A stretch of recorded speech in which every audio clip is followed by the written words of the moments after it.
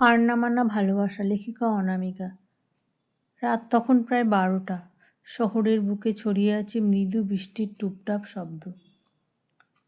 জানালার পাশে বসে অরিজিৎ ম্লান আলোয় নিজের পুরনো ডায়েরিটা খুলে বসে আছে। পাতাগুলো ভিজে গেছে চোখের জলে। কারণ আজও সে বুঝে উঠতে পারেনি জীবনে সে আসলে হেরেছে নাকি জিতেছে। অরিজিৎ ছিল একদম সাধারণ পরিবারের ছেলে। বাবা ছিলেন স্কুলের ক্লার্ক আর মা ছিলেন একজন গৃহবধূ।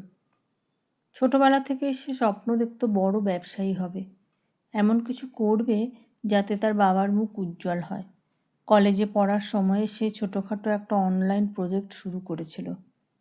লোকেদের জন্য ছোট ওয়েবসাইট বানিয়ে দেওয়া, ইউটিউব চ্যানেলের জন্য ডিজাইন তৈরি করা, সব কিছু খুব সুন্দরভাবেই চলছিল। একদিন সে ভালোবেসে ফেলল মেঘলাকে। মেঘলা পড়তো ওর সাথে সেই একই কলেজে। ইংরেজি অনার্সের ছাত্রী ছিল সে। তার চোখ দুটি ছিল খুবই আকর্ষণীয়, একদম মেঘের মতো, নামের সঙ্গে একেবারে মানানসই। প্রথম দেখা হয়েছিল তাদের সেই কলেজ ক্যান্টিনেই, যেদিন মেঘলার ট্রে থেকে চা পড়ে গিয়েছিল অরিজিতের ওপর। ওহ, আই অ্যাম সো সরি, মেঘলা তখন ভয় পেয়ে বলেছিল। অরিজিৎ মুচকি হেসে বলেছিল, ওটা তোমার দোষ নয়, আমারই ভাগ্যে ছিল আজ চায়ে ভেজা। সেই হাসিটা থেকেই শুরু হয়েছিল তাদের বন্ধুত্ব, তারপর ধীরে ধীরে প্রেম। ব্যর্থতার প্রথম ধাক্কা খেল সে গ্র্যাজুয়েশনের পর। অরিজিৎ চেয়েছিল নিজের স্টার্ট আপ খুলবে, ডিম ফ্রেম নামে একটা ডিজিটাল এজেন্সি।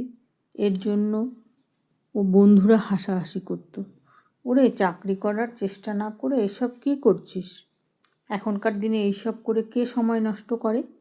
কিন্তু মেঘলা সবসময় তার পাশে ছিল। তুমি পারবে অরিজিৎ, তোমার স্বপ্নটাই তোমাকে বাঁচিয়ে রাখবে। এই বিশ্বাসেই সে লেগে পড়ল এই কাজে পুরো উদ্যমে। 2 বছর কেটে গেল, কিন্তু ব্যবসায় একটাও বড় ক্লায়েন্ট পেল না। দিন শেষে ঘরে ফিরল মাত্র অপমান, ব্যর্থতা আর আত্মসম্মান হারানোর যন্ত্রণা। তার বাবা বলল, চাকরি কর বাবা, ব্যবসা করতে গেলে পুঁজি লাগে, শুধু স্বপ্ন দিয়ে কি হয়। মেঘলাও তখন নিজের কেরিয়ারে ব্যস্ত। ইংরেজির প্রফেসর হিসেবে চাকরি পেল সে। অরিজিৎ তাকে এরপর আর বেশি ফোন করতো না, কারণ নিজের ব্যর্থতা প্রকাশ করতে লজ্জা পেত।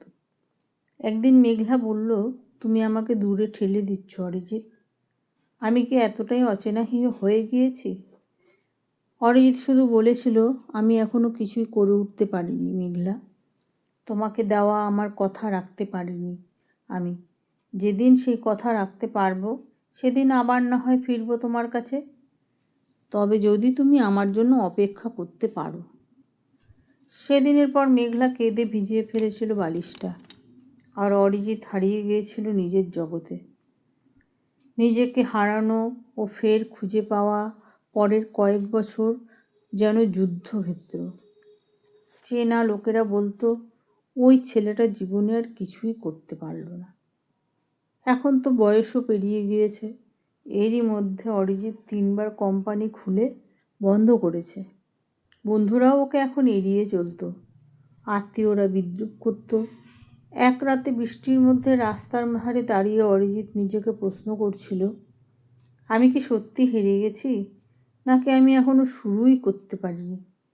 সেদিন সে প্রতিজ্ঞা করেছিল, ওকে জিততেই হবে, নিজের ভালোবাসাকে ফিরিয়ে আনবে সে। নতুন করে আবার শুরু করলো সে। এইবার ছোট করে একাই ফ্রিল্যান্সের কাজ শুরু করে। অনলাইন মার্কেটিং শেখার জন্য রাত জেগে দিনে পরিশ্রম করে নিজের ঘরে বসে কাজ করতে শুরু করলো সে। মাস 6 মাথায় প্রথম ক্লায়েন্ট পেল সে বিদেশ থেকে। তারপর একের পর এক কাজের অফার আসতে লাগলো তার কাছে। এতে তার অনেক উপার্জন হলো। যে ব্যবসা একসময় ধসে পড়েছিল, সেই ডিম ফ্রেম এখন ছোট একটি অফিসের রূপ নিল। এখন 4 জন কর্মী নিযুক্ত করা হলো সেখানে, আর তার চোখে এখন একরাশ আশার আলো। একদিন হঠাৎ ফোন এলো একটি পরিচিত সেই কণ্ঠ, হ্যালো, আমি মেঘলা, তুমি কেমন আছো। অরিজিৎ যেন থমকে গেল। দীর্ঘ 3 বছর পর সেই কণ্ঠ আবার সে শুনতে পেল। আমি ভালো আছি, অন্তত এখন বলতে পারি আমি কিছু চেষ্টা করছি। সে হেসে বলল। মেঘলা জানালো সে এখন এই শহরের কলেজে ট্রান্সফার হয়েছে। সে চায় দেখা করতে। ক্যাফের জানালার পাশে বসেছিল ওরা দুজনে, আগের মতোই, কিন্তু এবার চোখে পরিণতির ছাপ। মেঘলা, তুমি বদলে গেছো অরিজিৎ, এই চোখে এখন আত্মবিশ্বাস দেখছি। অরিজিৎ, সময় অনেক কিছু শিখিয়ে দেয় মেঘলা, সবই সময়ের খেলা। সেদিন তারা অনেক কথা বলল, বৃষ্টির ছাট, পুরনো স্মৃতি, নতুন স্বপ্ন, আর ছিল নীরব কিছু মুহূর্ত যেখানে শুধু তাদের চোখের দৃষ্টি বলেছিল না বলা হাজার কথা। 1 বছর পরে ডিম ফ্রেম দেশের অন্যতম জনপ্রিয় ব্র্যান্ড ডিজাইন এজেন্সি হয়ে উঠল। বড় বড় কোম্পানি তাদের সঙ্গে কাজ করতে শুরু করলো। অরিজিৎকে ডাকা হলো টেডএক্সের বক্তৃতায়, failure to fortune my story. তার বক্তৃতার শেষ লাইনটি ছিল, ব্যর্থতা থেকেই সফলতা আসে, যদি কোনো প্রিয় মানুষের সাপোর্ট থাকে তোমার পাশে সবসময়। বক্তৃতা শেষে ভিড়ের মধ্যে থেকে উঠে দাঁড়ালো মেঘলা, চোখে তার অশ্রু, ঠোঁটে হাসি। অরিজিৎ মঞ্চ থেকে নেমে এসে তাকে জড়িয়ে ধরল। চারপাশে হাততালি, ক্যামেরার ফ্ল্যাশ, কিন্তু তাদের কাছে সময়টা যেন থেমে গিয়েছিল, কারণ সেই আলিঙ্গনে ছিল বছরের পর বছর অপেক্ষার উত্তাপ, অপূর্ণতা। সেই জন্য বাইরের কোনো শব্দই ওদের ভেতরে প্রবেশ করছিল না আর। এরপর বছর ঘুরতেই এক শুভ দিনে ওরা বিয়ে করলো। অনেক বড় করে রিসেপশন পার্টি দিল। পরিবারের মধ্যে যেন আবার সেই আনন্দ, খুশি ফিরে এলো।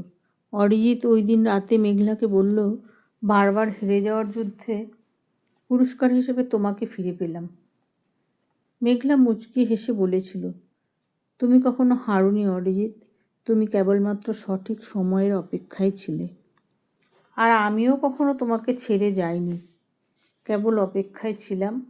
এরপর ওরা কিছু সময়ের জন্য নিজেদের মধ্যে হারিয়ে গেল। তারপর মেঘলা ঘুমিয়ে গেলে অরিজিৎ মেঘলার কপালে একটি চুমু খেয়ে উঠে পড়ল মেঘলার পাশ থেকে। তারপর সেই রাতে আবার একবার অরিজিৎ তার পুরনো ডায়েরিটা খুলল। শেষ পাতায় লিখল, আমি জিতেছি কারণ আমি হার মেনে নিতে পারিনি, আমি ভালোবেসেছি কারণ আমি ভয় পাইনি হারিয়ে ফেলার। বাইরে তখন বৃষ্টি পড়ছে আবার, সেই বৃষ্টি যেন সাক্ষী হয়েছে এক হার না মানা ভালোবাসার। জীবন কখনো তোমার বিপক্ষে যাবে, সবাই মুখ ফিরিয়ে নেবে, কিন্তু তুমি যদি নিজের স্বপ্নের উপর বিশ্বাস রাখো আর মনের সাহস রাখো, তবে পৃথিবীর কোনো শক্তি তোমাকে থামাতে পারবে না। ভালোবাসা কেবল হৃদয়ের নয়, এটা মানুষকে জেতার সাহস দেয়, হেরে যাওয়া জীবনেও আলো ফোটায়। অরিজিৎ আর মেঘলার গল্প তাই একটাই কথা বলে, হার মানা যায়, কিন্তু হার মেনে বেঁচে থাকা যায় না। এরপর জায়গা মতো সেই ডায়েরিটা রেখে আবার এসে তার স্ত্রীর পাশে শুয়ে পড়ল। ধন্যবাদ বন্ধুরা, গল্পটি ভালো লাগলে লাইক, কমেন্টস এবং সাবস্ক্রাইব করতে ভুলো না যেন।